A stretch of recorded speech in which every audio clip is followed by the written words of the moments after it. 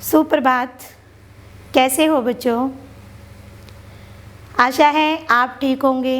आज हम अलंकार पढ़ेंगे। अलंकार में दो भेद आपको मैंने बताए थे, शब्दालंकार और अर्थालंकार। शब्दालंकार हम पहले कर चुके हैं, आज हम अर्थालंकार करेंगे। अर्थालंकार काव्य में अर्थ के कारण जहाँ चमत्कार उत्पन्न हो वहाँ अर्थालंकार होता है। अलंकार के दो भेद, शब्दालंकार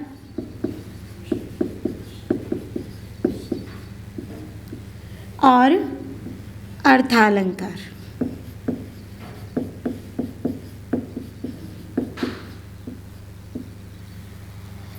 शब्दालंकार के तीन भेद होते हैं, अनुप्रास, उपमा और श्लेष।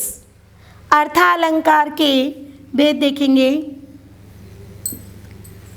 उपमा, रूपक, उत्प्रेक्षा,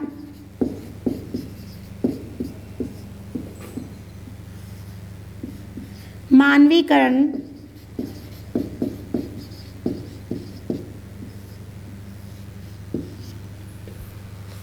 उपमा, रूपक, उत्प्रेक्षा, मानवीकरण, अतिशयोक्ति,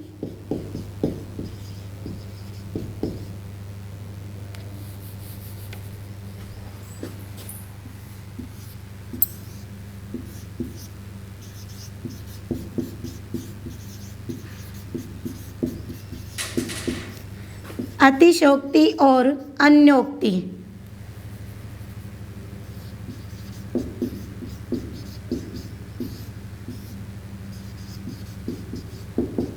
अन्योक्ति अलंकार।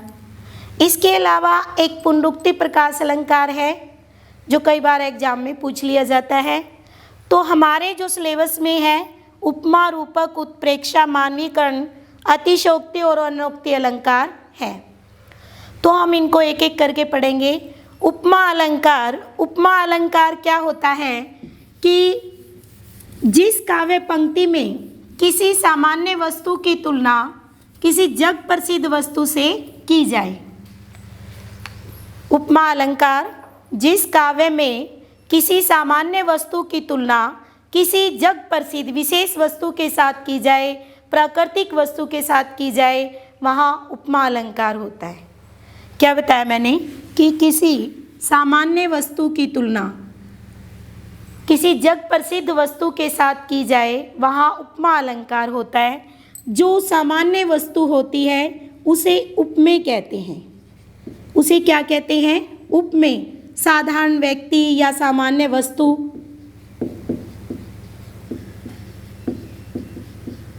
सामान्य वस्तु या साधारण व्यक्ति,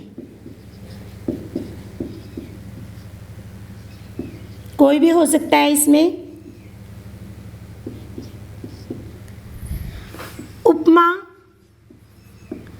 उपमान।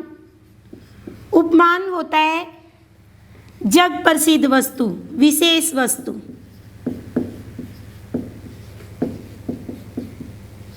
विशेष वस्तु, जग प्रसिद्ध वस्तु।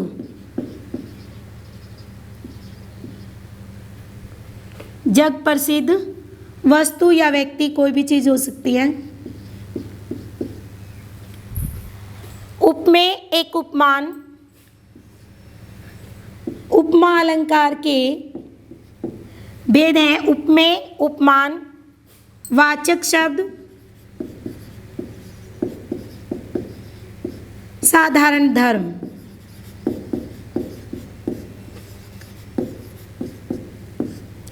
उपमा अलंकार को देखने के लिए हमें चार चीजें देखनी होंगी: उपमेय, उपमान, वाचक शब्द और साधारण धर्म। वाचक शब्द सा, सम, सरिस। सा, सम, सरिस। सा का से, सी भी हो सकता है। साधारण धर्म जिसकी तुलना की जाए, जैसे कि पीपर पात सरिसमन डोला, पीपर पात सरिसमन डोला,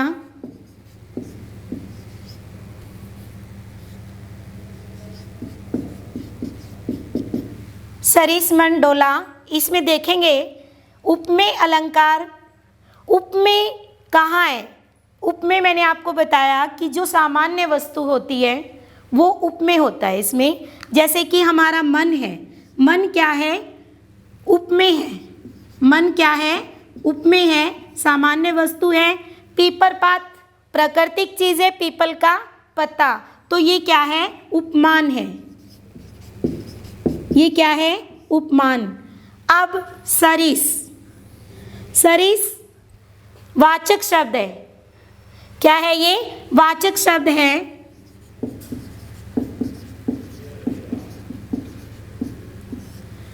डोला, पीपल का पत्ता भी डोलता है, वो भी इधर उधर हिलता डुलता रहता है और हमारा मन भी हिलता डुलता रहता है। तो डोला शब्द क्या है? साधारण धर्म है। जिस चीज का कंपैरिजन किया जाता है, जैसे कि डोलने का, हमारा मन डोलता रहता है, ऐसे ही ये भी डोलता रहता है, पीपल का पत्ता भी। तो उपमा अलंकार के लिए हमें 4 चीज़ों की जरूरत पड़ेगी: उपमेय, उपमान, वाचक शब्द और साधारण धर्म।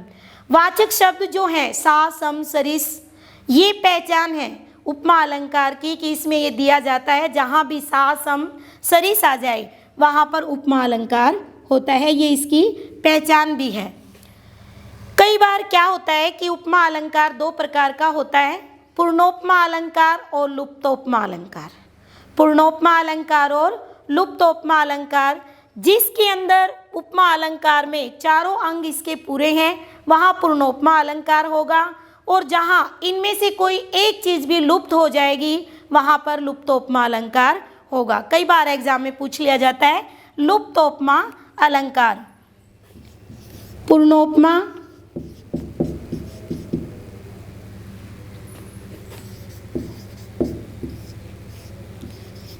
पूर्णोपमा अलंकार और लुप्तोपमा अलंकार।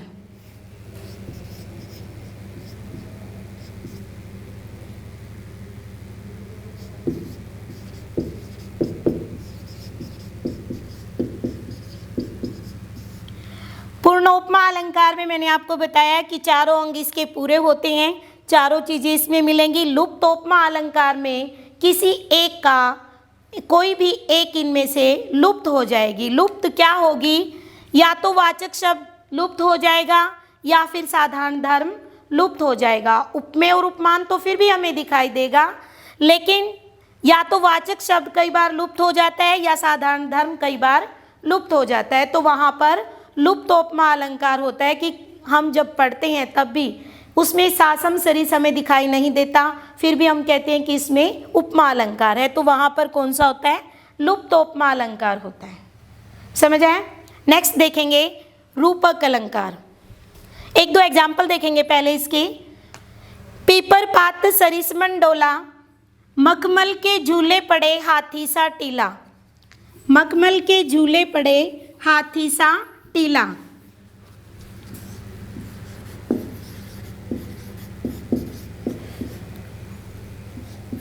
मखमल के झूले पड़े हाथी सा टीला।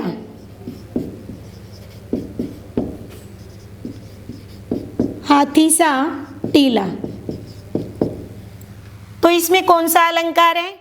वैसे तो आपको इतना सब कुछ देखने की जरूरत नहीं है कि जहाँ सा, सम, सरिस आ जाए सीधा ही वहाँ पर हमें पता चल जाता है कौन सा अलंकार है। उपमा अलंकार है। मखमल के झूले पड़े हाथी सा टीला। तो दूसरा और है हाय फूल सी कोमल बच्ची। हाय फूल सी कोमल बच्ची एक हमारा लेसन भी है 9th क्लास में। नाना साहब की बेटी है, नाना साहब की बेटी है, उसके बारे में है कि वो लड़की अंग्रेज उसको उठाकर ले जाते हैं और एक महल के अंदर उसको जला दिया जाता है। तो अंग्रेज़ों को जरा सी भी दया नहीं आती, उसके बारे में कहते हैं क्या? हाय फूल सी कोमल बच्ची, हाय फूल सी कोमल बच्ची,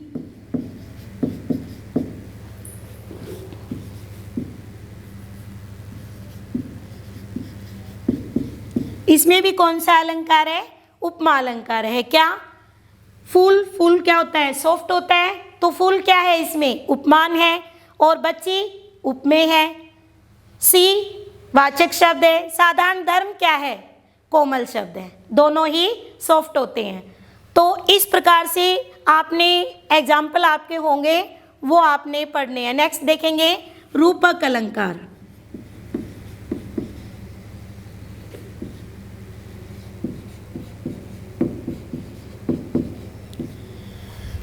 रूपक अलंकार में क्या होता है? उपमेय और उपमान, उपमेय और उपमान दोनों को एक मान लिया जाता है।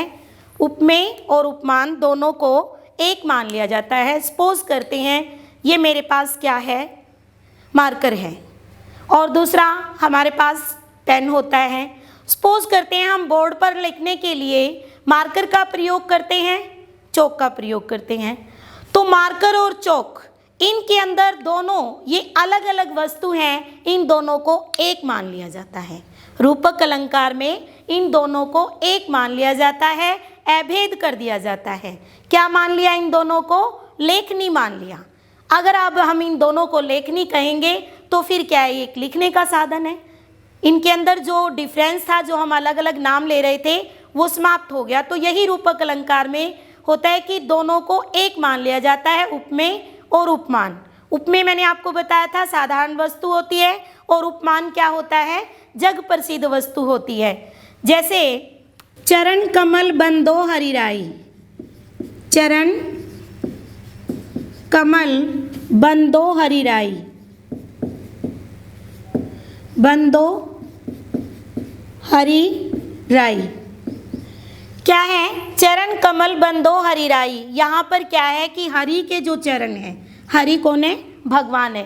विष्णु भगवान को कहा गया है कि हरि के जो विष्णु के चरण हैं वो कमल हैं। कमल जैसे चरण नहीं है, ये नहीं कहा गया, उसकी तुलना नहीं की गई, बल्कि उसको एक मान लिया गया। तुलना की बजाय उन दोनों के अंदर भेद को समाप्त कर दिया गया। क्या कहा? चरण कमल बंदो हरिराई। कमल जो है वो हरि के चरण है। मैया मोही मैं तो चंद्र खिलौना लीनो, मैया मोही मैं तो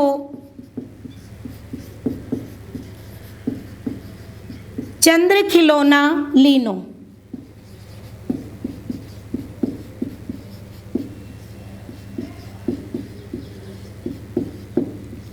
मैया मोही मैं तो चंद्र खिलौना लीनो।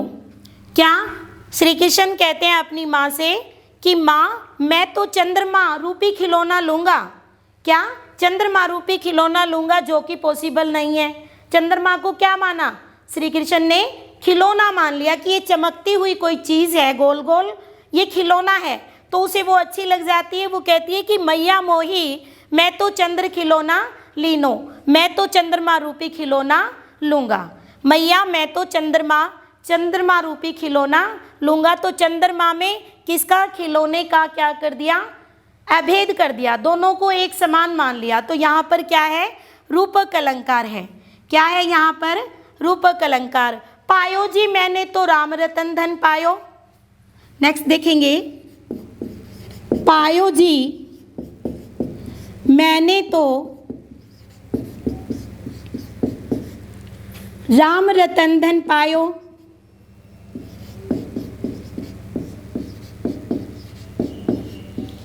पायो जी मैंने तो राम रतन धन पायो। किसके बारे में है ये पंक्तियाँ? मीरा के बारे में, जो कृष्ण की भक्त थी। पायो जी मैंने तो राम रतन धन पायो। मीरा कहती है कि मैंने तो राम रूपी धन को पा लिया है, भगवान राम रूपी धन को पा लिया है। नेक्स्ट देखेंगे उत्प्रेक्षा अलंकार। नेक्स्ट उत्प्रेक्षा अलंकार।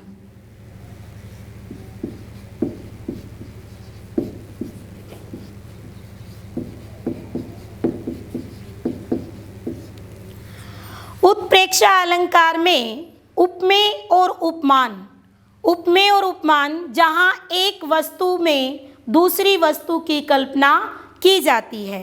उपमेय और उपमान में उपमेय की कल्पना उपमान में की जाती है, एक वस्तु की तुलना दूसरी वस्तु में की जाती है। तो वहाँ पर कौन सा अलंकार होता है? उत्प्रेक्षा अलंकार होता है। इसकी पहचान भी है, मानो मनु जनु। मानो मनु जनु। देखेंगे, पाहुन जो आए हो गांव में शहर के, पाहुन जो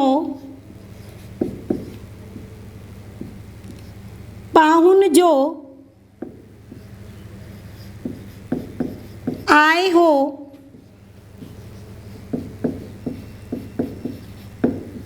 गांव में शहर के, गांव में शहर के। एक 9th क्लास में हमारी कविता है मेघाए। तो जो बादल बड़े बन ठन कर सवर कर बड़े गरजते हुए आते हैं तो उसको एक पाहुन की, मेहमान की उपाधि दी जाती है कि जैसे मेहमान आता है और उसका स्वागत किया जाता है। जब ये बादल उमड़ घुमड़ कर आते हैं तो ऐसे आते हैं कि कोई पाहुन आया हो, कहाँ का? गाँव का, शहर में। पाहुन जो आए हो गाँव में शहर के, कि गांव का कोई अतिथि, शहर का कोई अतिथि गांव में आया हो। जैसे कि किसी की शादी होती है और वो शादी के समय जब दूल्हा जाता है, बाद में जाता है, तो सब गांव के लोग उसको बाहर निकल कर देखते हैं, तो उसकी कल्पना की जाती है। पाहुन किसको? एक व्यक्ति को, बादल को पाहुन मान लिया, जैसे कि प्राकृतिक वस्तु है बादल और पाहुन एक अतिथि, उसकी कल्पना की जाती है। तो यहाँ पर इन दोनों के अंदर एक दूसरे का समावेश दिखाया जाता है। जो पाहुन, जैसे पाहुन है गांव में शहर के, गांव में शहर का कोई पाहुन, कोई अतिथि आया हो। नेक्स्ट देखेंगे, सोहत ओढ़े पीत पट श्याम सलोने गात। सोहत ओढ़े पीत पट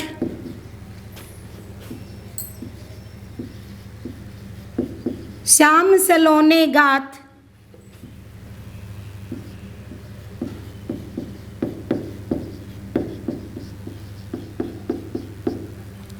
सोहत ओढ़े पीत पट श्याम सलोने गात, मानो नीलमणि शैल पर आपत परो प्रभात।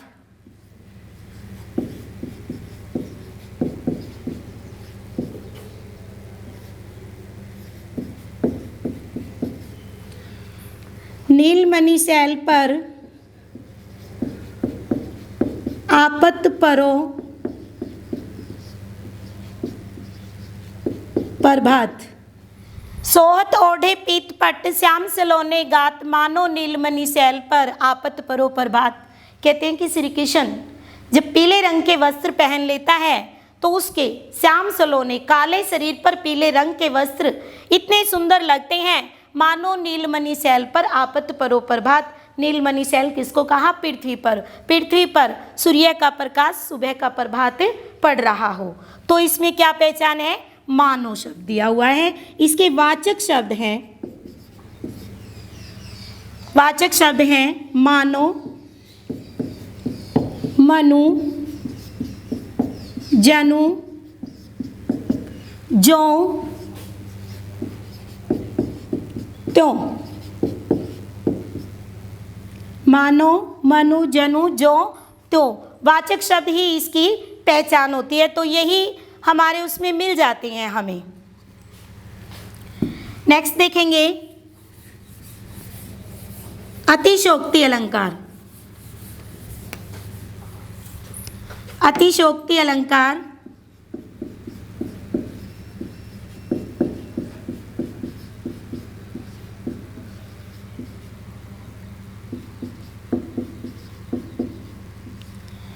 अतिशोक्ति अलंकार में क्या होता है? किसी भी वस्तु का, किसी भी व्यक्ति का बढ़ा चढ़ाकर वर्णन किया जाता है। उसका बढ़ा चढ़ाकर वर्णन किया जाता है कि उससे ज़्यादा बलवान, उससे ज़्यादा शक्तिशाली और कोई नहीं है। क्या?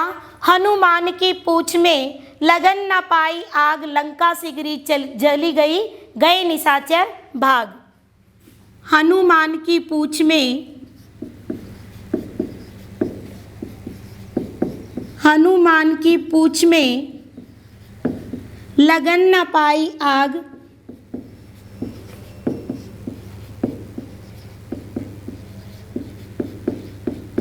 लंका सिगरी जली गई,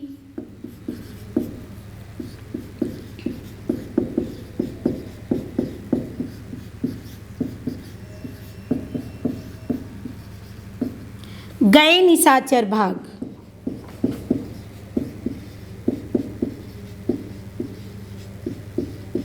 क्या?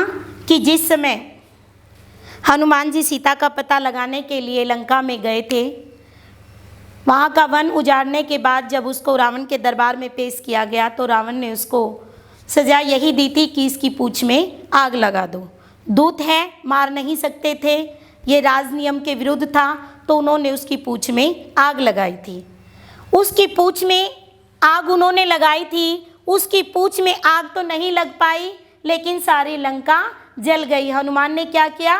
अपनी पूंछ से सारी लंका को जला दिया और वहाँ के जो निशाचर थे, निशाचर क्या होते हैं? राक्षस, सारे के सारे निशाचर भाग गए। आगे देखेंगे। आगे नदी बड़ी अपार, घोड़ा कैसे उतरे पार। आगे नदी बड़ी अपार,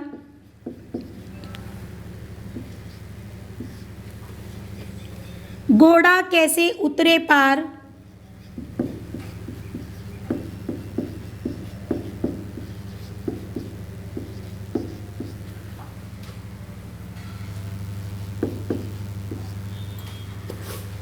राणा ने सोचा तब तक,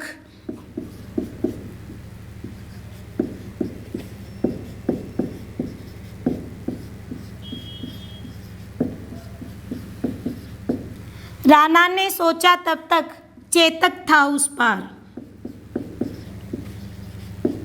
चेतक था उस पार। महाराणा प्रताप का घोड़ा चेतक नाम था, बड़ा ही राजा को प्रिय था।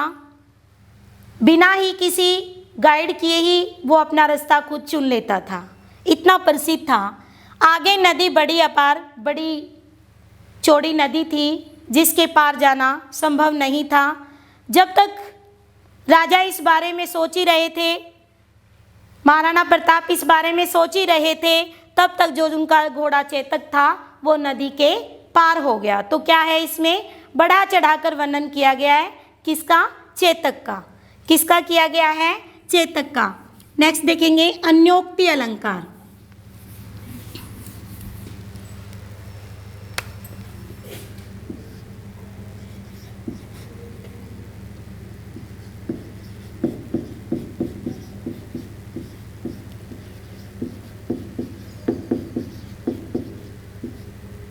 अन्योक्ति अलंकार में अप्रस्तुत में प्रस्तुत का व्यंग्यात्मक वर्णन किया जाता है।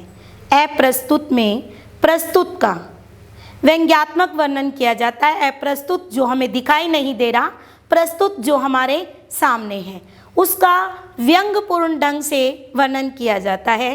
क्या? जिन दिन देखी वे कुसुम, गई सुबीत बहार।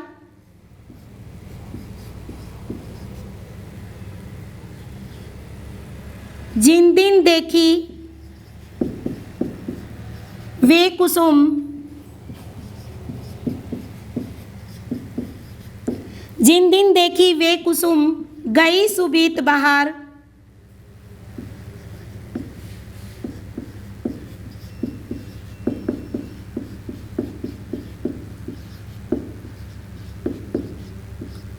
गई सुबीत बहार, अली रही गुलाब में,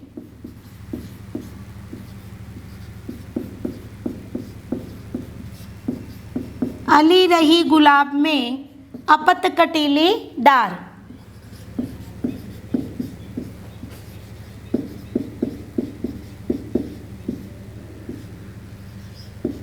अपत कटीली डार।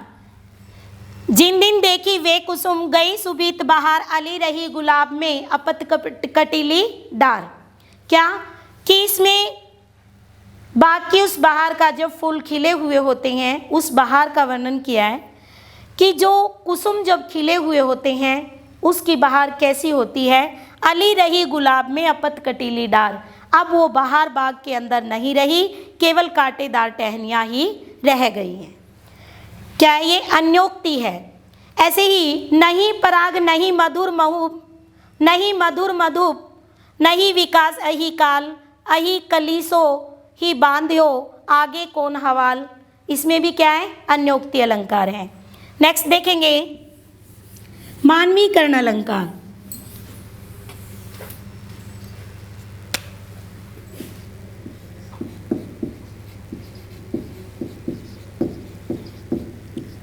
मानवीकरण अलंकार में जैसा कि हमें नाम को ही देख के पता चलता है कि किसी भी चीज़ को मानवीय रूप दे दिया जाता है। किसी भी प्राकृतिक वस्तु को, किसी प्राकृतिक चीज़ को मानवीय रूप दे देना मानवीकरण अलंकार कहलाता है। जैसे कि मैंने अब आपको पीछे भी एग्जाम्पल दिया था, पाहुन जो आए हो गांव में शहर के, तो बादल के बारे में कही गई थी ये लाइनें। मेघ आए हैं बड़े बन ठन के सवर के, मेघ आए बड़े बन ठन के सवर के।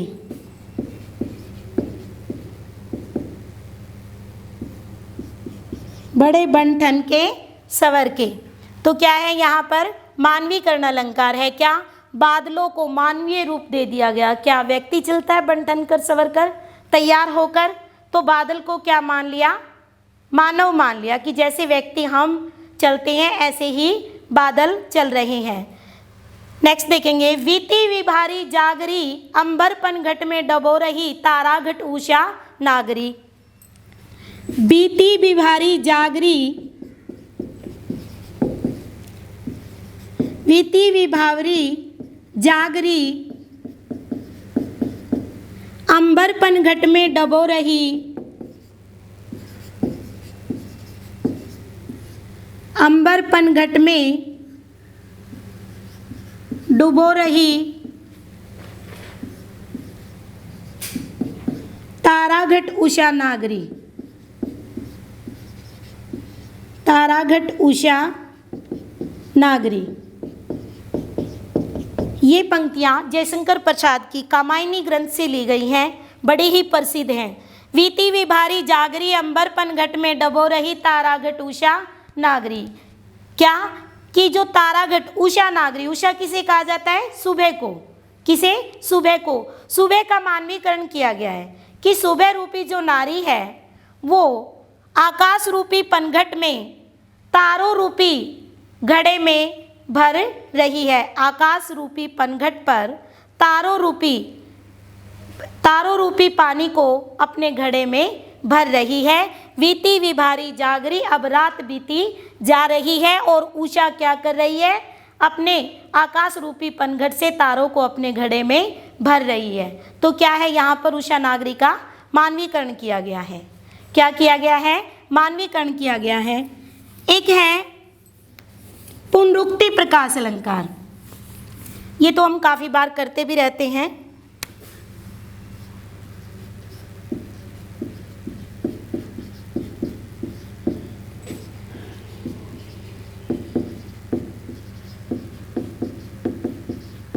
पुनरुक्ति प्रकाश अलंकार।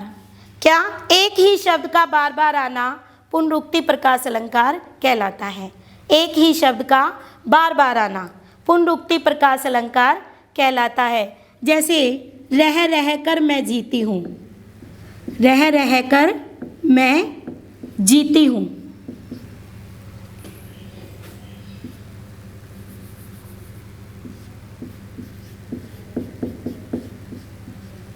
जीती हूँ, तो रह रह एक ही शब्द दो बार आया है, तो यहाँ पर कौन सा अलंकार है? पुनरुक्ति प्रकाश अलंकार है। बच्चों ये हमने किया था अर्थालंकार, शब्दालंकार हमने पहले किया था, तो आपने इनको करना है। धन्यवाद।